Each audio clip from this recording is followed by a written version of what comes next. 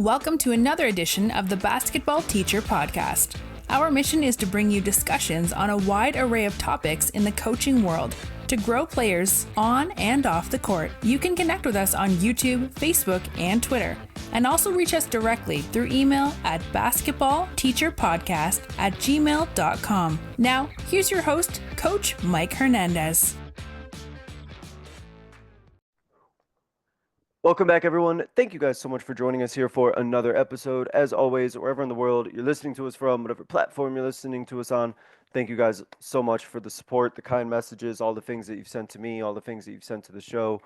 Truly appreciate that. Love hearing from you guys. Love talking all these different topics with you guys and hearing your guys' suggestions for stuff that you want to hear about.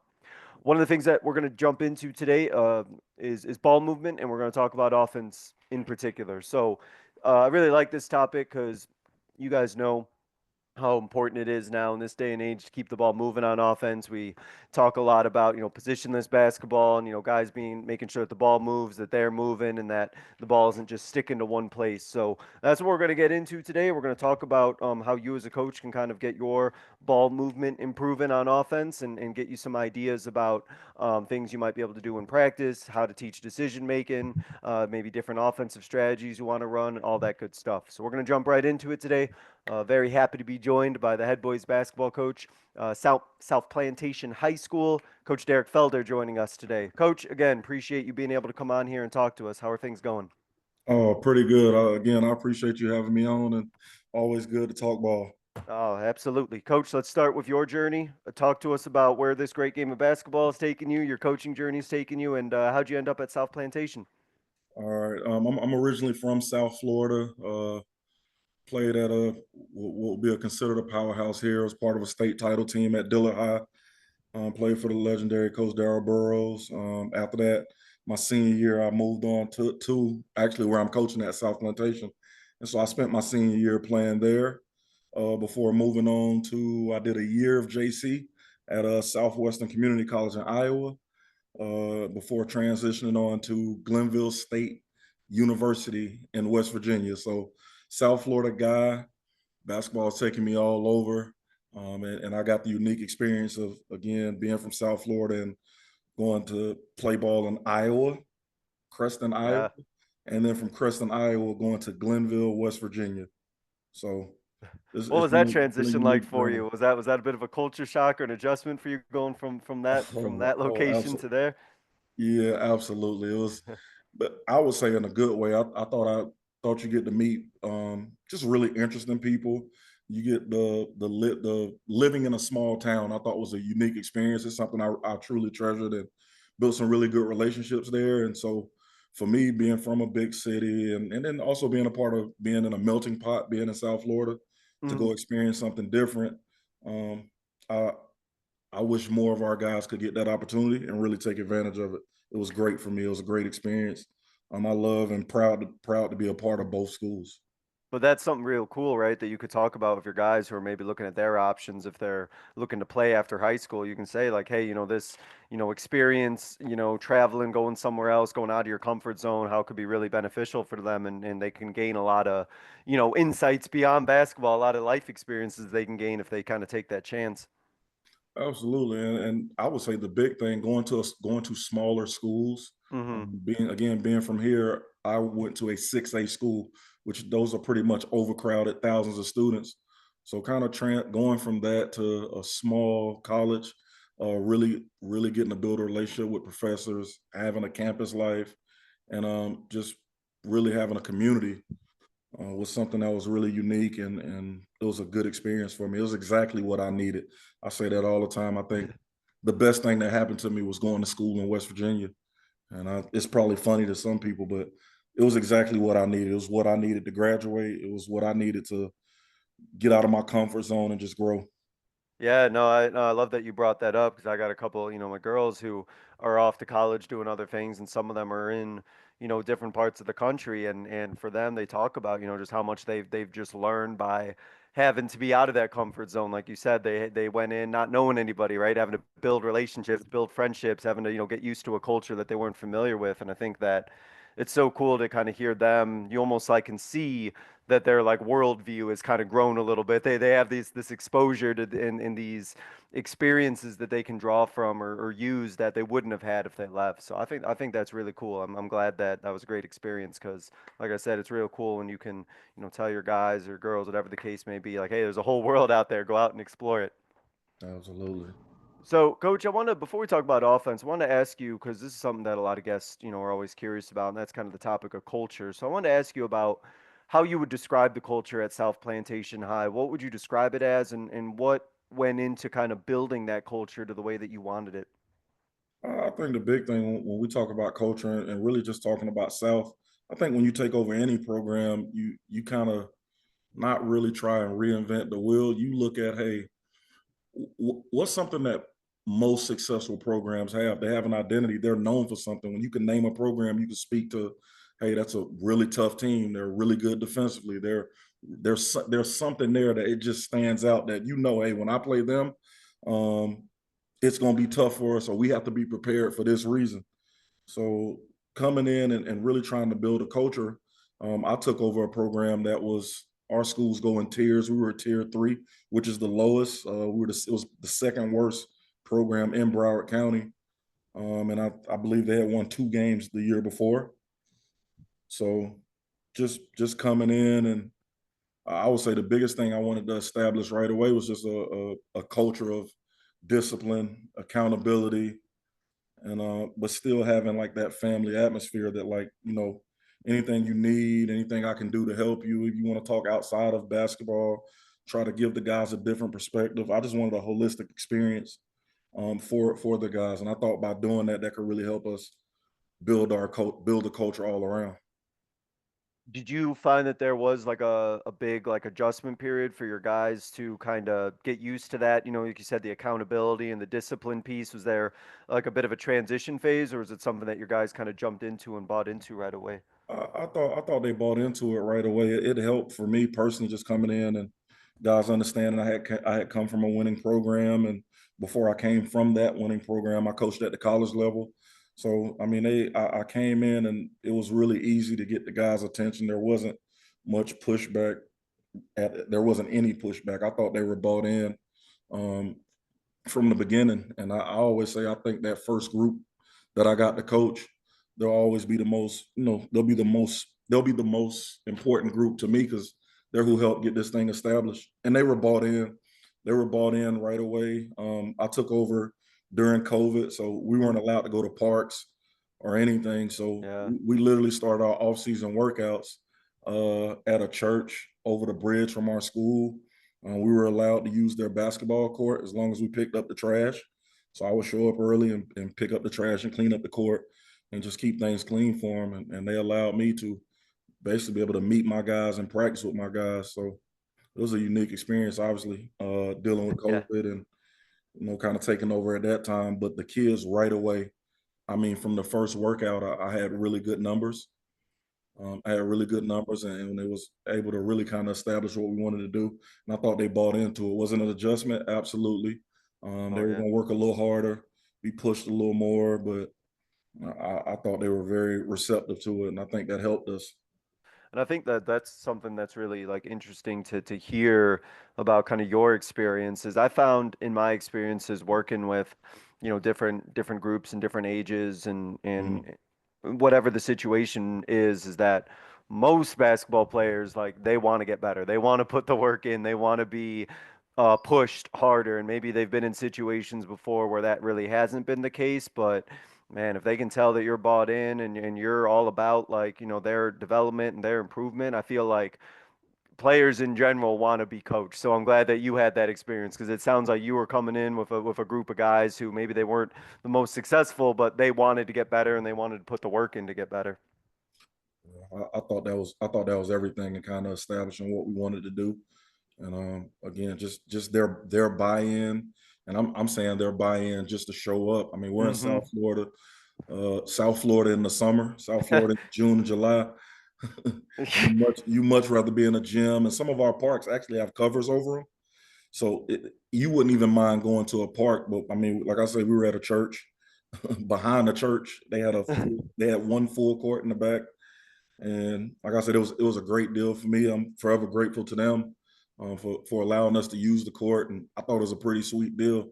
I'm not charged anything. I get a free court, and all I got to do is pick up trash. And so I would just go out. I would buy a pack of water every day and go out there to keep the guys hydrated. And I mean, we got after it. I would say we got to know each other really well. And for them to have gone through that experience and know the work that that group put in, like I think like you kind of talked about, then that really sets the foundation. Because then when you have the next groups that are coming in, or the group right after them who, doesn't really have those restrictions, and they get to go in the gym and everything like that, it's like, hey, this is what we did to establish like this program, during COVID and everything, and now you're coming in, like this is still how we're going to do things. Like this is, we put in all this work and put all this commitment in, and we're going to make sure that these younger guys coming in are going to have the same commitment and buy-in, and make sure they're working as hard as they can. Yeah, absolutely. That's awesome. Coach, we're talking about improving the ball movement on offense. So let's kind of start with on the offensive side of the ball, Coach. What is it that you like to run? What is kind of your ideal outcomes for your offense? I would say pace of play is really big with us. So we really want to get out in transition, kind of attack and really attack the defense at an advantage. So really running the floor hard, pitching it ahead, like just really buying into those things. I think it really helps us get established. Ideally, I like to run what fits the personnel that I coach. Mm-hmm. So I'm not really married to one thing. Um, I've been, I just finished my fifth season here. I've probably style wise, I've had to coach 3 or 4 different teams in the 5 years that I've been here, just due to personnel. I had a year where I had 2 back to the basket post players, which is rare. but Yeah, definitely. Two. One can be 2, rare sometimes, right? yeah, I had 2, and this past season and the past couple years, I've had teams where I didn't have a post player at all. I pretty much put 2 point guards out there and 3 perimeter guys, and just kind of spaced it out and a little more read and react. Some points, try to stick with more actions than just running sets. So ideally, kind of want to play out of a few actions and go from there. So with this group, just say with the group that maybe doesn't have the traditional post players, you have more guard play. What sort of actions did you find were the most successful for your smaller groups? The smaller groups definitely. I think you could look at you want to look at 5 out. Uh, you want to look at 5 out. You want to ball movement, player movement. Like you still want those paint touches, and you're gonna get those whether you're driving and attacking that way, or just hard cuts, setting those things up. You can get it either way. Mm. And so for your offense, when you're installing this, right? So when I'm thinking of like a 5 out, there's a lot of decision making, right? Players get to make a lot Hmm. of decisions in a 5 out. There's a lot of the read and react type movements. When you're putting in an offense like that, Coach, do you find that your players need a lot of kind of instruction on like how to kind of read a defense and how to make the right decisions? Do your guys like are they able to kind of quickly pick up on that decision making? I think they are, and it's all in how you decide to install it. So we definitely you try to put in like, hey, this is the idea of what we want it to look like, Hmm. and you kind of just teach it back from there. So you install and you tell them, hey, these are certain actions that we want to look to, whether it's a circle motion, and just different actions out of that, or hey, old read and react. Hey, I'll dribble at you, you go back door. There's no negotiating that. Anytime there's a dribble at, you go back door. Anytime there's a pass, there should be a basket cut. So just installing those, I think those help. What helps you get those things going, rather than sitting there and trying to spend time teaching and teaching it. I've found the most effective way for my guys have been to put them in just a small sided game. So really going 3-on-0 and then taking that to 3-on-3 and then playing out of those actions and building it from 3-on-3 to fours to fives to where they see the whole thing. So in that, a read and react type system, just kind of thinking about some of the actions that go with it. You kind of talked about the process of building that up. So you're installing like a read and react offense. So you're kind of starting that from the beginning. At what point did you feel that okay, my guys kind of get it, they kind of understand what we're looking for? Was it a quick process? Is it something that you're continually kind of building on and practicing on and having to like consistently work on in practice, or do they kind of like get it right away and you're just kind of refining it here and there? No, I think it's a constant. I think it's a constant process. I think you learn. I think you learn more and more about it, different ways. Obviously, by playing, seeing the actions, seeing it on film. Every drill that we do in practice, of the drills that we do, it's geared towards those actions. So there's gonna be a lot of just working on cuts and hitting and pass and cut or dribble lats. Like we actually simulate those actions in our workouts. So we take that from individual, like even in our individual workouts, we'll put the guys in groups of three and kind of get in the gym and work that way to where those three guys are working on one side. It could be two guys working on the opposite side, and you do it the same. You kind of do it with those actions in mind, and that's how all of our drills are tailored. It's tailored towards our motion. So the drills that you're doing are tailored towards what you want your guys to be running on offense. There's that connection that's there.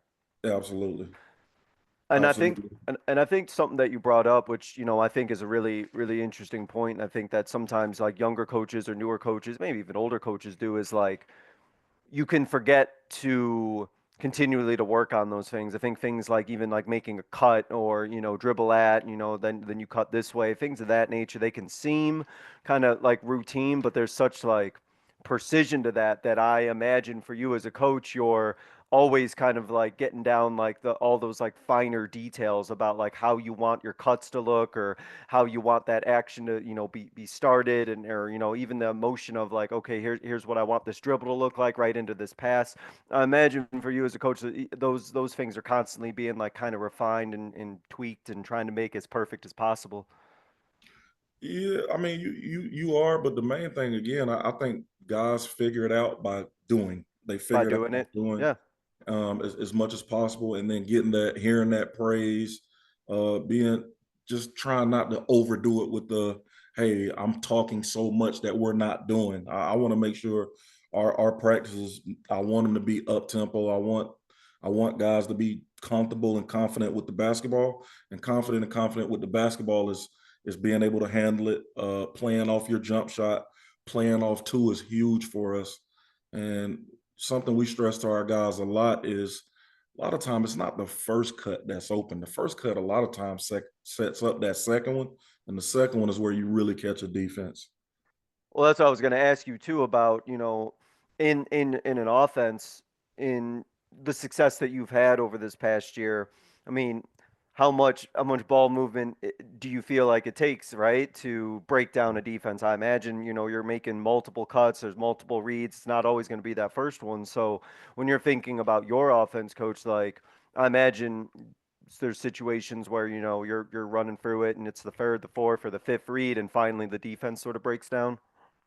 Yeah, I mean, we rely on that. We talk about that. I kind of almost, you want to treat it like we treat it like a fight. Hey, you want to break guys' bodies down, and then the fourth quarter they kind of lose it a bit. They lose their legs, which hurts their decision making. I say that when you're tired, you're not the same player as you are when you're fresh, and we rely on that. I think that's when it's even more important for us to sprint those lanes or get that backdoor action or that driving kick and just being shot ready and guys making plays. We really try to give our guys through the work the confidence to make decisions and make plays. And I think running the floor hard is a sign of being a really good team player. I think cutting hard and even not getting it, but your cut setting up something else is very unselfish. Playing off two, being able to shot fake, pivot, those things set up a lot of actions for you a lot of times, where guys just want to kind of come down and dribble. I think when our ball movement was really good, our ball and player movement, I would always say it, we're hunting great shots. Not good, we're hunting great shots.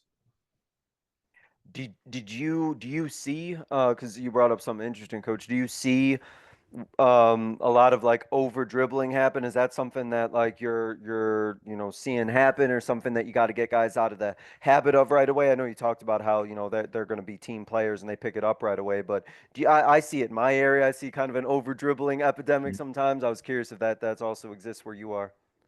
Yeah, I mean, it's I call it hero ball. Hero ball, yeah, yeah, I yeah. call it hero ball. You're trying to be a hero.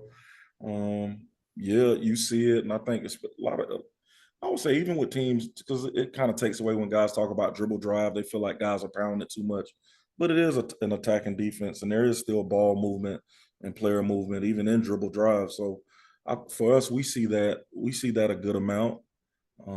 It's something that we're able to guard against pretty well. So yeah, Yeah. no, it's Do you, something that we see, and it's something like for me, my background just coming from the Division II level, and you play against. I coached in the Mountain East, so most people know about West Liberty, now NSU, Coach Crutchfield, and those guys. And when you see them, it's just a lot of ball movement, player movement, and not a whole lot of sets, and they're really good at it. And being in that league where I coached in the Mountain East again, it was the highest scoring league in college basketball. I mean, it's just not a lot of ball dominant guys. Those are good teams that move the ball and guys are able to make plays. They're really talented. And I always felt like the teams that guys kind of overdid it with the dribble were easier to kind of load up and play against.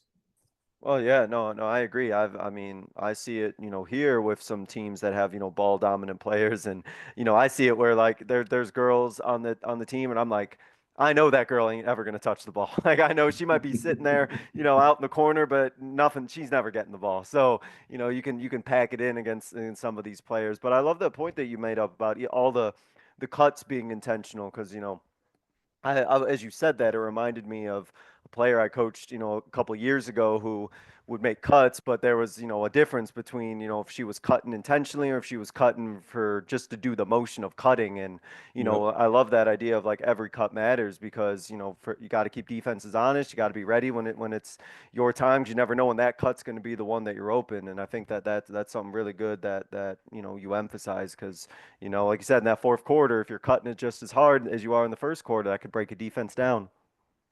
Yeah, absolutely. And just I'm big on like, hey, we say it, we're gonna attack, but we're gonna share the ball. And for us, that's playing the right way, is just being unselfish. In the 5 years I've been at South, I think the highest score I've had in 5 years, may average 15 points a game. Like we have a pretty balanced team. We'll have a guy that averages 12, 11, 10, 6, 7, and that'll be amongst eight to 10 guys. I play 10 guys plus a night. So it's easy to kind of get the things that I'm looking for, because there are always bodies ready to go, and they really buy into sharing the ball. I think that's been pivotal for us. Coach, you mentioned a little bit earlier about one of your key also components is getting good looks in transition. Obviously, a lot of good ball movement needs to happen there. Is transition something that you can also like simulate and work on in practice? What's kind of your like approach to that, and kind of making sure that your guys are executing correctly in transition? Oh, absolutely. Yeah, we play it. We do a lot of transition. We do a transition build up drill that goes from a guy shooting a free throw, coming down 2-on-1, 3-on-2, 4-on-3, 5-on-4, and then go 5-on-5. So there's an advantage created in each session of it as you're going, and as it builds up to 5-on-5. So really attacking in transition is big for us. And again, you're hunting a great shot. You're looking to make you're looking to make a play for yourself or your teammate. So it's something that we simulate in practice, and we're definitely on the guys about it, about sharing the ball. Hey, that's a good shot. That's good. That was great. And sometimes, especially with young guys, they'll say, "Yeah, coach, I made it though. Like I made it." So Yeah, so what's that? So what's that conversation like when a guy's like, oh, it's a good shot and you made it, but this could have been a great shot. Well, how do you kind it of should get a have guy been. to really understand, like, no, no, no, even though you made it, this is what we wanted, because this is actually better in the long run. I think as much as I could say it, I think being on the floor with your teammates and having a player led situation where it's something that they see and it's happening around them and it's encouraged, and making a like you see a guy, you make a a really nice drive or a pass, and you get a back door or something like that, and just seeing those guys' reaction to it, I think you seek that energy from your teammates, and your teammates also kind of reinforcing what I'm saying and what we're looking for. Because again, it's not your shot, it's our shot. I think that's big for us, and I feel like just having guys around that's been in the program and constantly harping on those things, it helps the young guys, or it helps a new guy understand, hey, this is what we're looking for, and they know the difference between good and great. Or we talk about no pass shots, one pass shots, and how each thing you get, your percentage of scoring increases. We talk about those things, and guys buy into it. So it's not something I have to go back and forth with the guy in practice. I think our guys do a really good job of communicating with each other. And not only that, but it also sounds like your guys are very like complimentary of one each other. I get a sense that they're very like positive one another. They want to see each other succeed. They want to see, that shot get knocked down when they made that pass. They're not really worried necessarily about, what their stats look like, or, their own, maybe personal accolades after a game. They want to see, that guy hit that shot, or they want to hit that cutter in and get that backdoor layup. It seems like, just from the way you kind of describe your guys in your program, that they get really excited and really up for those sort of things. I think it's the most important thing, and I think also seeing the success, like having a competitive team, and having some really good seasons over the past few years. You see a guy that, like, hey, this guy's first team all county, this guy's all state, and he didn't have to go out and take 20 plus shots a game to get there. He got it in an efficient way. I was fortunate last year. I had 5 guys sign to play at the next level in one class. Those guys have been Hmm. together 4 years of playing together. And so they all bought it. They all kind of bought into that and were able to hold others accountable. And they all were able to go to the next level, and they all were able to compete at the next level as freshmen. I think that's a really special thing. And it said a lot about our program and the culture that we have, that Yeah. this is a competitive situation. Our guys are competitive, they're prepared, and I think they can go in and fill any role that a coach is looking for. And I think in a time where a lot of these guys are about themselves, I think every team benefits from having guys that are just about the message of the team and the culture that you're trying to build. And I feel like our guys they're culture guys. Like, really, they fit in at the next level. They're going to bring a competitive spirit. They have a good idea of, they take practice seriously. They take their individual workouts seriously. They take being able to play with good players seriously. Like, that's not an issue for them. I feel like my guys are able to move on to the next level, and they're not seeing good players for the first time, and they're trying to figure out how to get theirs. They know how to complement them as well as figure out that. Well, you mentioned a really good point too about when you have guys who are unselfish and they're willing to just be team players. Those are guys who, like you said, they could fit into kind of any role or any system, because they're not going to say like, oh, I'm this type of player, or I need the ball, or I need to be in this situation. They're kind of like, hey, you put me somewhere where you need me, or tell me what it needs to be done, and as long as it helps the team, like I'll be ready to deliver and ready to contribute. And I think college coaches really appreciate when they have a guy and they're like, well, he's ready to play. We can make him fit into our system. We don't have to have a specific spot he's got to fill. Like, he's just ready wherever we put him. Absolutely. I wanted to ask about, kind of talked a little bit about this, but you're probably up against multiple types of defenses. So, coach, let me ask you about the types of defenses you see a lot, and how do you, attack those different defenses and make sure that you kind of keep the ball moving and still find success no matter what defense you're up. Well, I would say, like, being here in South Florida, obviously people know us for football, and that's a big thing. There's we play really athletic teams, Hmm. teams with length, versatility, and even the smaller teams. I mean, they're really good. They're fast. They cover ground well. So you see a really good mix of defensive coverage from different programs throughout the county and just throughout South Florida. Is it so you're trying to break down a team that's like really athletic, so to speak. So you're going up Mhm. against guys that are really athletic. What would you say is kind of the key to, okay, there's a lot of athletes on this team. So how do you kind of keep that ball moving or attack a team with a lot of athletes and still find success? Yeah, so we tell our guys we want to make people pay. We talk about, hey, we want to make guys pay for trying to pressure us. Almost, we find it disrespectful to think that you can come out and pressure us in any way, just because of the way we move the ball and the way guys move with it. And we try to go out and be the aggressor. So you coming out with pressure, I would say it really helps us. No different than us seeing a zone. It's really easy for our guys to kind of see it and kind of look to attack short corner, middle, and still get movement regardless whether you're seeing man or zone. I think our guys do a good job of being in attack mode, and they do a good job of just moving it, sharing it, being shot ready, and really attacking the defense and creating an advantage.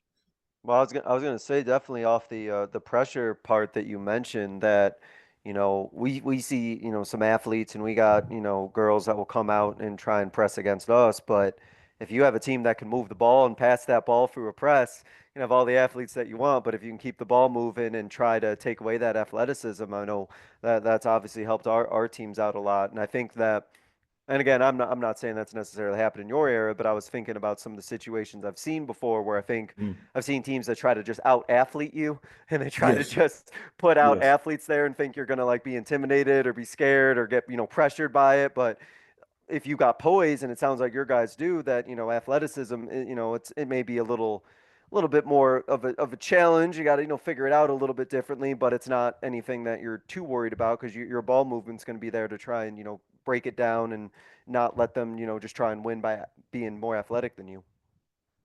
absolutely. And I think something that we also do in our program that, I mean, maybe I would say it's unique. Maybe it's not, but I would tell you, like we played 28 games last year. Okay. Um, I scout every single team that we play. So I'm we go into every game. I feel like we're prepared. Now, does that I feel like it's an advantage for us that we have an idea. We know exactly what we're going to see. Our guys don't walk out into a game and the team picks up and they're like, "Oh, I didn't know they pressured that way." They know Yeah. exactly they know exactly what they're going to see. Kind of try to make sure we give our guys the answer to the test before we send them out there. So So we when know you're exactly how we want to attack. so you're doing that scout. I love kind of asking about for you as a coach. How much do you feel like you need to tell your guys? How much do you need to like get them ready? Is it bullet points? Is it making sure they kind of know everything they kind of expect? How much are you telling your guys after that scout? I mean, in the scout, and we show it with film also, so they can see the pressure. They can see the length, they can see the athletic, all those things, and um, I would say it's pretty. Well, it's pretty bland. I would say we're going to tell you like, hey, you're going to see a 3-2 zone, or you're going to see a 2-2-1, or 1-3-1 3/4 court, and then try to show them a clip or two of that and let them see it. Let them see it in film, and then we go in practice and we say, hey, this is how we're going to attack it. This is how we're going to attack it, and we rep it out that way. And guys do a good job of just really being dialed in. And I think us executing our scout really help. I think it steals us a few games a year that we probably shouldn't get. I think it really does help us because it gives the guys the idea of like, I'm gonna see, I'll be trapped right here. How I need to attack that, how quick I need to get off of it. Can I step through? Is it an aggressive? Are they lazy? They get to see it well before they go out and play.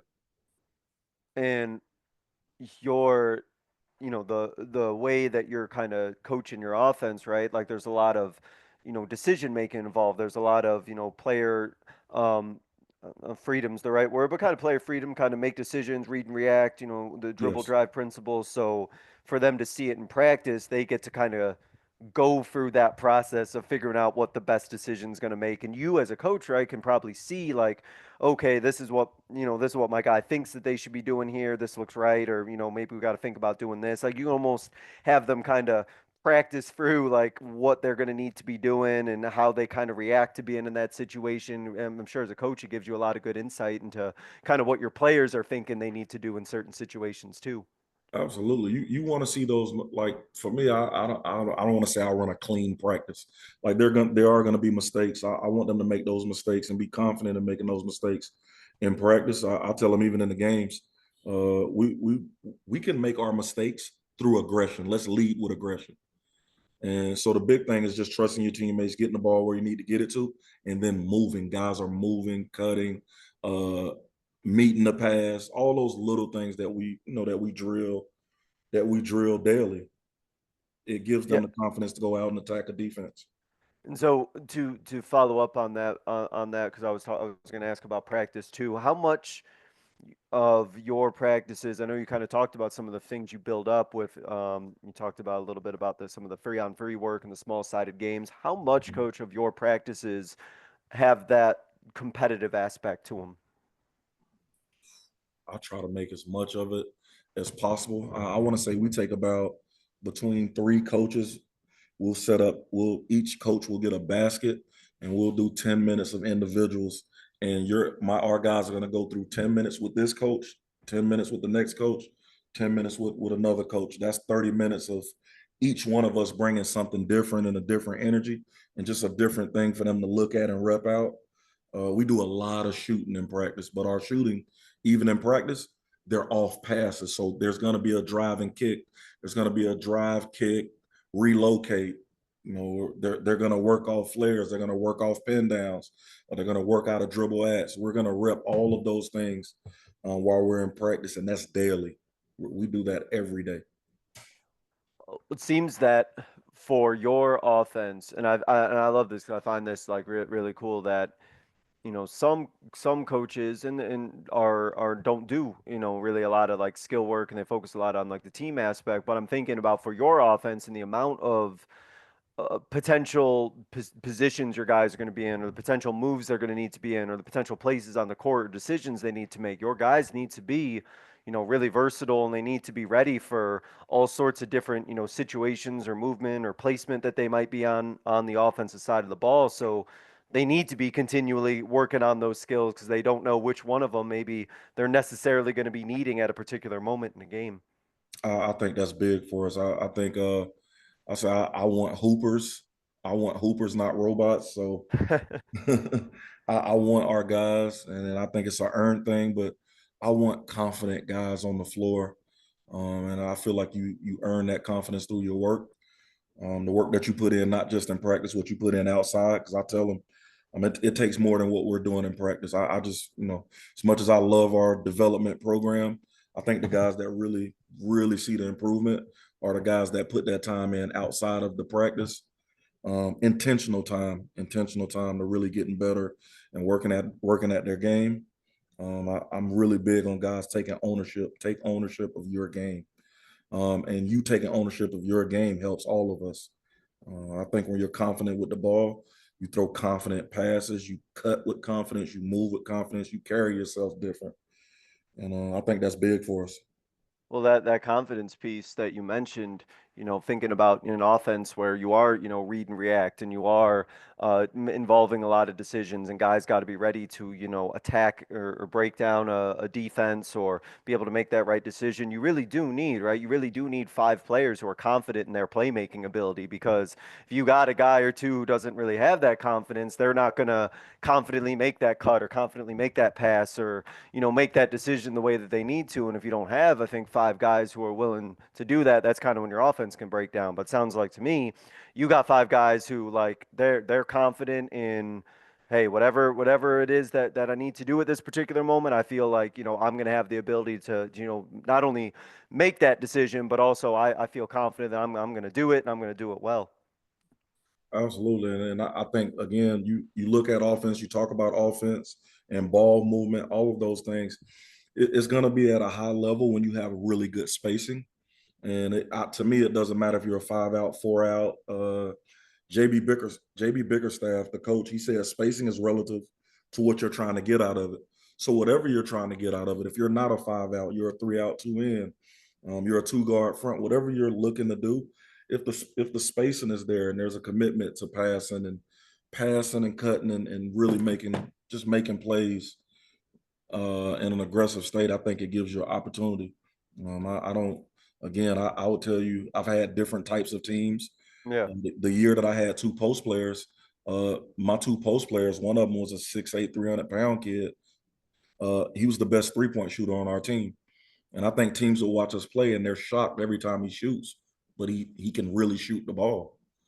So Yeah. him having the confidence to do that and just having him on the floor that way, I mean, we had to have great spacing to have a guy with that size to be able to shoot. And I'm not just saying like, hey, he stood in the corner and got a catch and shoot three. He could catch. He can be the trail guy in transition. He can screen. A lot of our forwards, a lot of our wing guys, I call them hybrids. But we do a lot of ghost screens and things like that, to where you have to have really good footwork out of a ghost to catch, to be able to catch, rip, or catch and shoot. So we rep all of those things, and even my two big guys, they had to learn how to do that as well. When it comes to, because then you brought something up that I wanted to ask. When you are working with your guys or having your guys work on their footwork, are there things that you see like in footwork that maybe guys aren't necessarily doing correctly and you want to fix right away? Are there little things that you're like, okay, we're gonna make sure that we work on this? Or I know you talk about landing on 2 feet as it was kind of one offshoot of that, but what are some little things that you're working on to kind of tighten up your guys' footwork So again, I would say that's part of our, that's like taking your vibe. That's every day for us. every So day? every day Yeah. we're working at jump stops. We're working at jump stops, pivots, and even passing out of those. So I was always a really big fan of like Villanova and Jay Wright, and I went back and watched a lot of his videos and how he got those guys, how they taught spacing, jump stops, pivots, playing off two, and we all know that they were elite at it. And I thought, like, man, that's when I take over a program, I'm going to be all about that. It didn't matter to me if I was coaching a JV team. It started young. I wanted to start with the JV guys, and it's just a big part of our program. I want our guys to be able to play off two and pivot and footwork. The footwork all over is really important. I think it makes you a more confident player. I think it makes you more of a threat if you have really good footwork and just good pace about you. No, I really emphasized and really started to work a lot harder, coach, on the last couple of years working on pivots. I thought for me personally, it was maybe something that I kind of took for granted. And I wasn't really paying as much attention to their footwork, and then all of a sudden you start to see like these. I know, at least for me, I saw some things, and I was like, man, like we just need to get like a reverse pivot out of this, and we'd be fine. I was like, man, well, I didn't emphasize it enough, so they're probably not doing it. And it's those little things, like you said, that if they're important, you got to continually rep them, because if not, then maybe it's communicating the message then, like, hey, if we're not working on this all the time, then it must be not as important as other things. So the fact that you have those things that you're repping and doing every single day, like your guys are knowing, like these are the non-negotiables. We're working on these every single day, so we got to have these things down. Absolutely. Every single day, you're working at your escape dribbles. You're working at your pivots. You're working on your ball handling, and then again, for us, big thing is passing the ball on time, on target as much as possible. And I think you have to correct those things. I think even when you're throwing backdoor passes in practice, you can catch a group getting a little lazy with it. They'll throw it behind the guy, and it's not really a big deal because he's tired. And I'm like, that's not really an excuse here. Like it needs to be an on time, on target pass now, so it can be that way in the game. And I think if you're hitting on those things, for me, I think hitting on those things daily, I think it really helps your team, and it keeps you out of those live ball turnovers and just bad situations. When it's something that you're repping, uh, it helps you preach that message of ball security when that's a key to the game. I'm big on, you can't really get on guys about something you didn't teach them or that you really don't emphasize. Like you can't say you emphasize and then you don't do it every day. I Right. think If you're not working on it. it should be done every day in workouts. It should be done to start practice, during practice. Um, stop, I take no, I'm not a, hey, kill people that use cones. I get it. Sometimes you just don't have enough live bodies. But that's again part of our practice. If we're going over Zoom action, it's gonna be in 3-on-3. So you can actually rep that Zoom action against defense and be able to make that play or make that read because you're making it against a defense, not necessarily 3-on-0.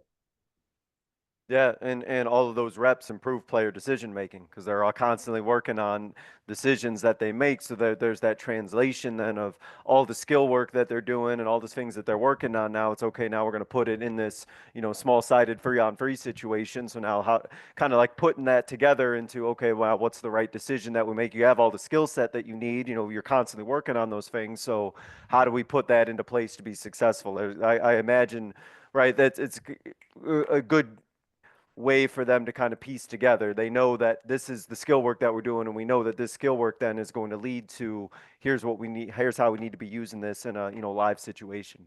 Yeah, and make it live. And make it live. Make your shell Hmm. drill live. I know we all love shell. People go, but like make your shell drill live. Like they should have to get stops in shell. Like they should have to get shots stops. If you're a guy that tracks kills, then hey, you need a kill to get off. You need 3 stops in a row. And so you are getting work off on offense as well as defense because the offense want to score. They want to stay on offense for as long as possible. Yeah. No, So, no, yeah, yeah. I've done that before, where you can track points for defense too, right? For kills and things like that, and getting oh them for kills, yeah, yeah. definitely. That Um, gets you off defense. Get a kill. Three get killed, stops in a yeah, row. yeah. Free stops, right? Yeah, get Three get a stops, kill, you're and off. then we good. Yep. Oh, absolutely. Couple more things, Coach. I was curious about with an offense of yours, with a lot of ball movement, a lot of decision making.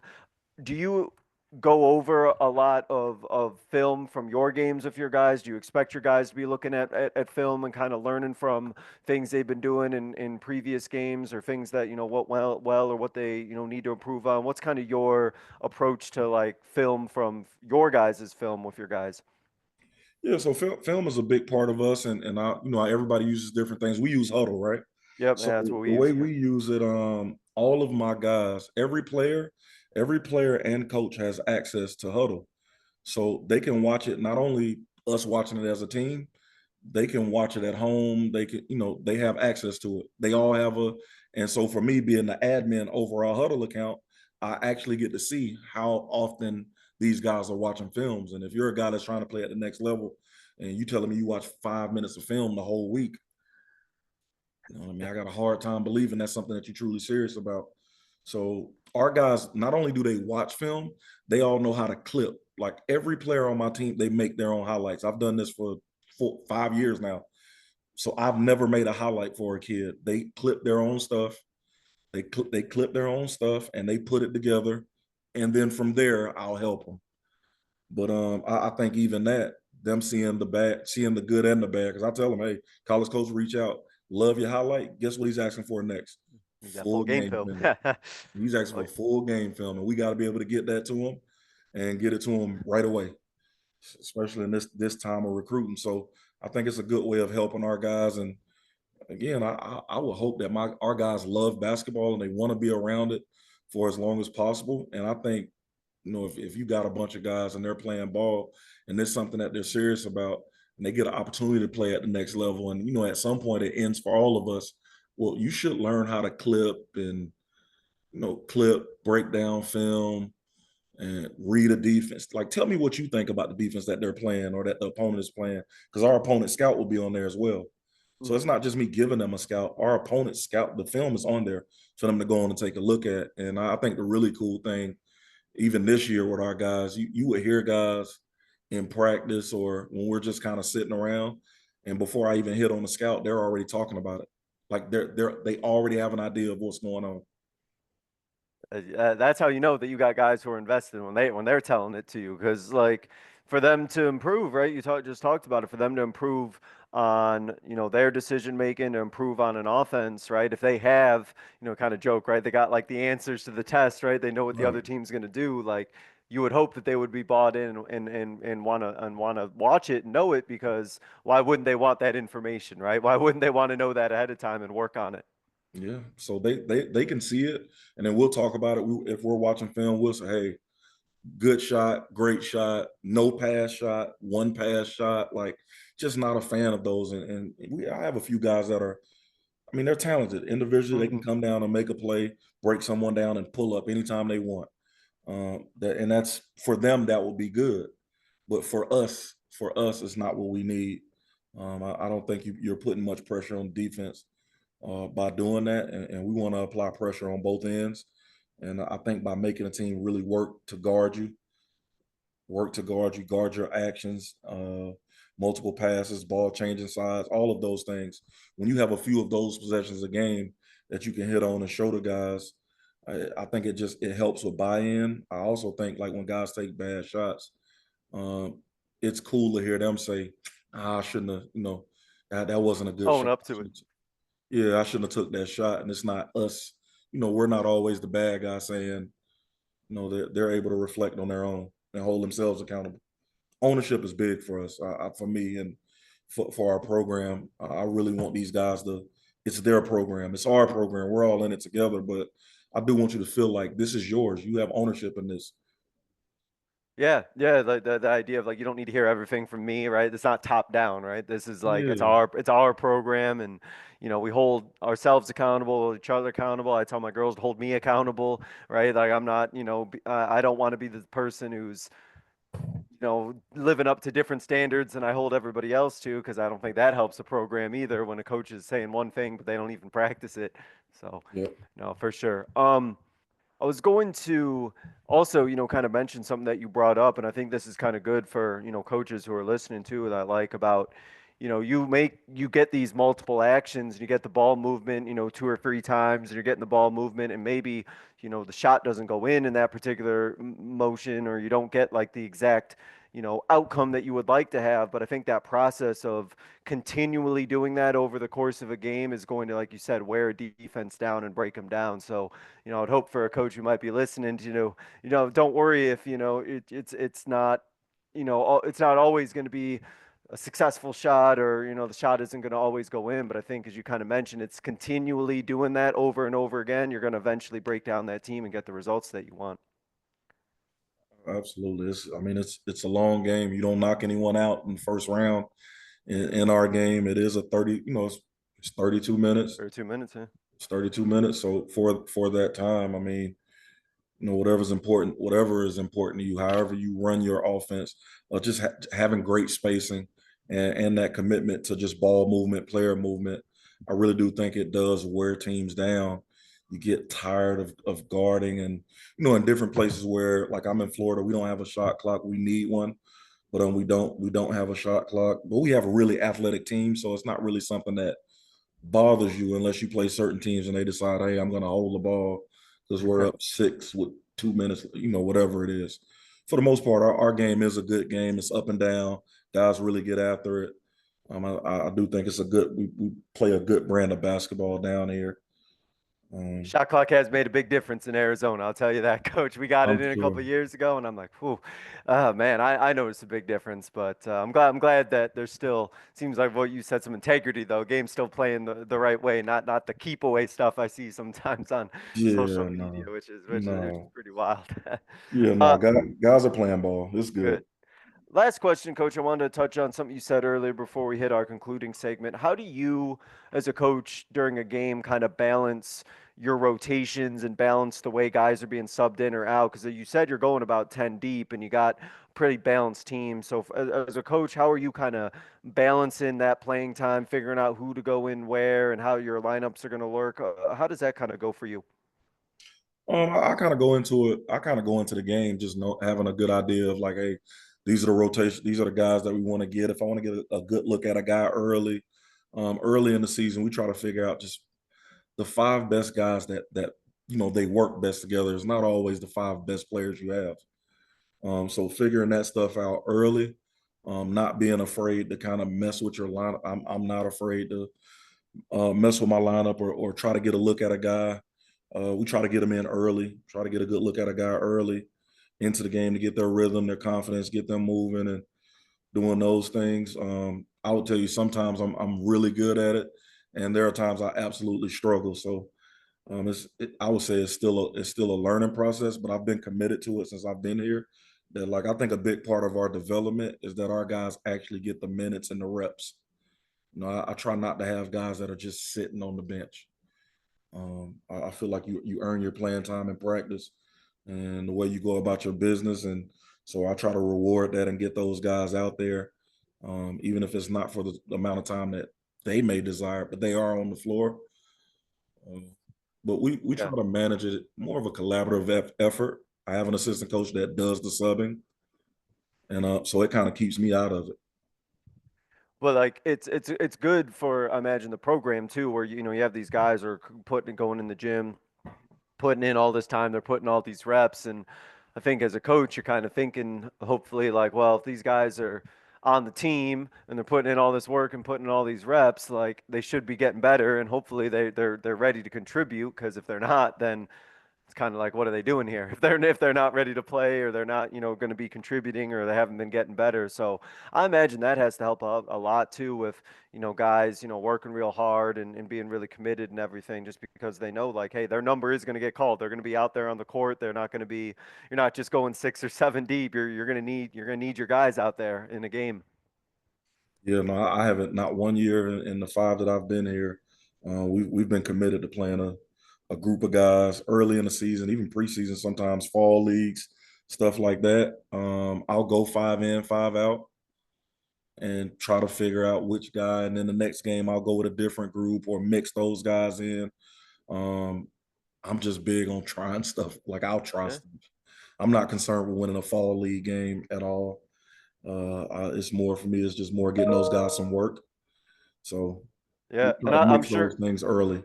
I was going to say, in those situations too, I'm sure you've had guys who probably surprised you, or maybe showed you something that you maybe weren't expecting, or was like, oh, okay, maybe this group, works, this way, or maybe this is something that I want to, like, maybe look at, because this group really plays a certain way together, or we get like these good looks out of this. And you really only find some of that stuff out if you mix things up and have guys going in and out. I know I've had that too, where groups who I didn't think were going to be my traditional, like, starting group, all of a sudden I put 5 of them out there, and I'm like, man, this group actually looks really good together, and I would have never known otherwise. Yeah, absolutely. And I also think sometimes something has to happen to put you in that mindset. But I would say the biggest thing that's that's been it's just been it's been tough for us. But Hmm. one of my seniors this year, he was actually hurt. He got hurt in the first team camp, the first day, first half of team camp. So I didn't have him for the entire summer and basically the entire fall league to towards the end of it. My He was my returning 3-year returning starter, all of those things, and he got hurt in like May 31st. So right when June camp was kicking off, Wow. team camp was kicking off. So Yeah. now I don't have him for the entire summer. Well, somebody has to take over that. You know what I mean? Somebody had to take Right. over that role, and the next guy had to, step up and help us be competitive, even going to the live period, the team camp live period that we get in Florida. We had to play without him. And then early in the season, our starting point guard, he gets hurt in preseason before preseason even starts. So then he missed the preseason and then the first 3 games of the season. And we were still able to win all of those games, even with him sitting out. So, like, we've been put in those situations, and we tell guys, you have to be ready. You got to be ready. And I think in our situation, you have to be ready because you're going out there, number one. Number two, you're putting something on film, good or Hmm. bad. It's gonna, yeah, something's gonna be out there, right? Something is on film. You're gonna go out there and it's on film. And we talk about putting good stuff on film, one, and try to give them the level of, hey, be professional, man. Like, if you're sulking on the bench that you're not playing and now it's time for you to go in, it's kind of hard to think you're gonna go out there and kill it. Like, your mind Hmm. isn't in the right place. Right. Right. You weren't you there's stuff that you probably weren't paying attention to or invested in, or that weren't noticing, and now it's like you gotta, like, turn the switch on. And right, like, I don't want to have to, at least for my team, right, I don't want to have to turn the switch on. I just want the switch to always be on. I don't want to Always. have to try and get you ready for, you should stay ready so you don't have to get ready, sort of thing. No, that's a good point though. Injuries and all that stuff, that could also necessitate and force people to have to step up or play different roles, for sure. Coach, to wrap up, I give 2 questions to every guest. So I'll go ahead and start here with this first one. So, thinking back on your coaching career, uh, what is a specific moment that you could share that, by sharing it, you think our listeners would be able to learn from? Oof. Okay. Coaching moment. I think for us this year, I would say the biggest coaching moment for us, and it was the biggest test for us. It's gonna kind of bring this down a little bit, but one of our really good players who had graduated and had moved on to the NAIA level, he suddenly passed away after a workout. So us as a team, everyone that grew around him, he was a big part of our program. Just seeing how those guys came together, and we all grieved together, and we're still grieving over it. But I thought, like, in that moment, really looking at our guys, how am I going to go and stand in front of these guys and get them ready to play? And when that happened, more of them called me before I could even get to them. And I thought that moment was huge. It just showed that we had really, people say culture and family and all those things all the time. But like when something like that happens, how you come together as a group. And I really feel like we dedicated our season to him and his family. And we wanted to honor him. And I thought we did that with our effort and just recognizing who he was and what he meant to us. And I thought that moment was big because it was the one that it's tested all of us the most, especially in my time of being here. For as long as we coach, we don't think that you never expect to lose one of your players. Yeah. So I thought that was a big moment for us as a group, as a program, as a school, as a community. It was just the way everyone showed up for us, and even the people in South Florida, the calls and everything. So that was something I thought, like, that moment, I thought it was a lot to take from it. I learned a lot about our program. I learned a lot about myself. I thought it was big for us, and he's a guy that we miss. We think about him every day, but that was a big moment for us. Just how we responded to adversity for us. I mean, we talk about, we want programs, right, to be families, but you hate to have, saying tested in the way that you did, but man, just Oh hearing the man, way that you talked about how everybody came together, I could really get the sense that, it's a true family over there, and they really came together and supported and loved each other like one, it seems. That's incredible. absolutely. That's awesome, Coach. I appreciate you sharing that. I'm sorry to hear that, but it's Yeah, really it was a really tough one. I nice to thought, know like, when a team can kind of come together and rally around together. I think it's a way to, like, it's something special, definitely, that was created when you got such a tight bond like that, for sure. absolutely. And so I thought, like, I just felt like as a coach, the relationships that the Hmm. relationships that we want to build with all of our players, it's it's why you, in the end, I hope we all remember why we do this. Hmm. Oh, it's definitely not for pay. No, no, no, definitely not. No, No, no. it's because we love the game and Love we it. love the kids, and we love the relationships that we're able to build with these guys, and really teach them, just how to go out and be, competitive and just be great guys and young ladies, and whatever we decide to do. I feel like the time that they have with us, we're really preparing them for what's next. We spend the most time around them. We're around our guys really even more than their parents, more times than not. So, like, just don't take that relationship for granted. Yeah, no, no, no, 100% don't. It's crazy how quickly that time goes by too, right? That Oh time my just God. flies by. They're freshmen one day, and all of a sudden they're graduating. That's Yes. that's how I feel. I'm gonna give you one more, Coach, and usually uh, this is you left on such a good point. So hopefully you have one more thing you're willing to share. But I love to give every guest kind of what I like to call this 60-second soapbox. You can go over 60 seconds because it's going to be your soapbox. But I love to use a coach as an opportunity for you to get out, one more idea, thought, message, something that you want to leave the listeners with. You did such a beautiful job of what you just said right now. But hopefully, Coach, if you Okay. don't mind, you got one more thing, coaching or basketball or otherwise related, that you wouldn't mind going on your soapbox and sharing. So, Coach, I'm going to go ahead and kind of give you the floor again and let you take it from here. All right, 60 soapbox. All right. What I'm gonna go with is this. Every single this is my challenge to every coach. Get some form of video service. If you run a program and you don't have a video service, you're doing the program a disservice. I think it would improve the competitive spirit of the game if we could all be able to exchange film, watch film, really scout each other, and bring preparation into the game. as we've brought the shot clock and other things. I think right now it's a hard time for high school kids gaining opportunities to play at the next level. Let's do everything on our end to prepare these guys, development, film, everything that we can in the time that we have to get these guys ready to have the opportunity to compete.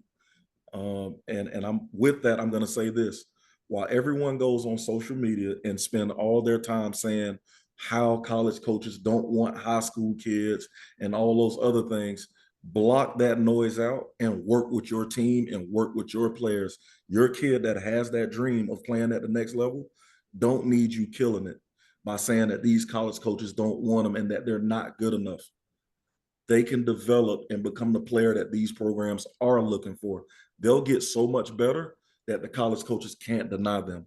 Let's stop telling them that they're not good enough and that these coaches only want the portal and all those other things. And let's just do the best job we can of preparing our guys and trying to put them in the best situation possible to where they're not in the portal, or when they get their opportunity, they absolutely kill it with their work ethic and how they show up every single day. Let's prepare these guys to go to college, get in a program, and absolutely kill it in that program, not tell them that they're not good enough.